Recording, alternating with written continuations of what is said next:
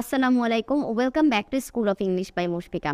আজকের ক্লাসে আমরা used to, be used to এবং গেট ইউজ টু এর ব্যবহার দেখব। ইউজ টু, অতীতে করা কাজের অভ্যাসগুলো বোঝাতে আমরা ইউজ টু বলে থাকি। যেমন আমি সকালে হাঁটতাম, এটা আমার একটা আগের করা কাজ বা আমি আগেই কাজটা করতাম, এরকম অভ্যাস বোঝাচ্ছে। I use to walk in the morning, আমি সকালে হাঁটতাম। I use to walk in the morning. তারা ফুটবল খেলতো, they use to play football. তারা ফুটবল খেলতো, they use to play football. They use to play football. তাহলে use to দিয়ে এখানে বোঝাচ্ছে যে কাজগুলো আগে করা হতো সেই কাজের কথাগুলো। আবার ইউজ টু দিয়ে কোনো একটা জিনিসের ফাংশনকেও বোঝায়। যেমন the mobile is use to take photos, মোবাইলটি ছবি তোলার কাজে ব্যবহৃত হয়। তাহলে এটার কাজটা বোঝাচ্ছে the mobile is use to take photos. একইভাবে the computer is use to edit videos, the computer is use to edit videos. কম্পিউটারটি ভিডিও এডিটের কাজে ব্যবহৃত হয়। তাহলে এখানে দেখা যাচ্ছে ইউজ টু দিয়ে একটা অতীতের অভ্যাসকে বোঝানো হয়েছে, আরেকটা বোঝানো হচ্ছে কোনো কিছুর কাজের ফাংশনকে। এখন আমরা দেখব বি ইউজ টু এর ব্যবহার। বি বলতে এখানে এম, ইজ, আর বা ওয়াজ, ওয়্যার এই বি ভার্বগুলোকে বোঝানো হয়েছে। তো তারা রান্না করতে অভ্যস্ত, they are use to cooking.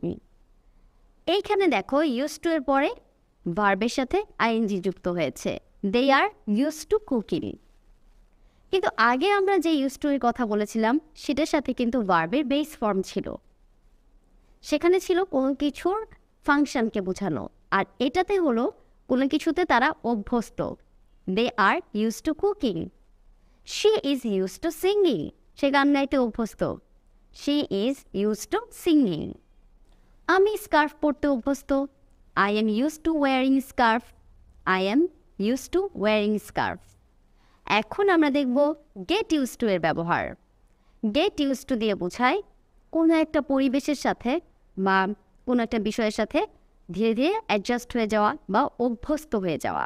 বাংলায় যেটাকে আমরা বলি অভ্যস্ত হয়ে যাওয়া, মানে ধীরে ধীরে তুমি কমফোর্টেবল ফিল করবে। প্রথমে হয়তো তোমার কাছে বিষয়টা খুব অড লাগছে বা ভালো লাগছে না, ধীরে ধীরে তুমি অভ্যস্ত হয়ে যাবে।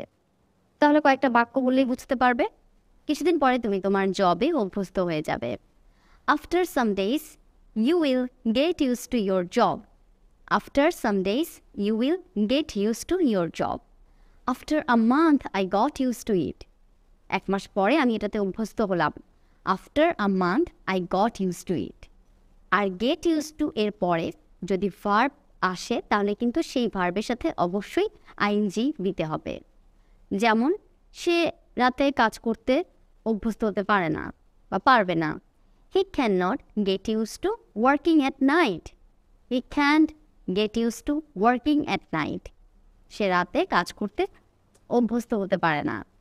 তাহলে আজকের লেসনে আমরা শিখলাম ইউজ টু এর ব্যবহার, বি ইউজ টু এর ব্যবহার এবং গেট ইউজ টু এর ব্যবহার। এখন তোমরাও এই তিনভাবে কিছু বাক্য তৈরি করো।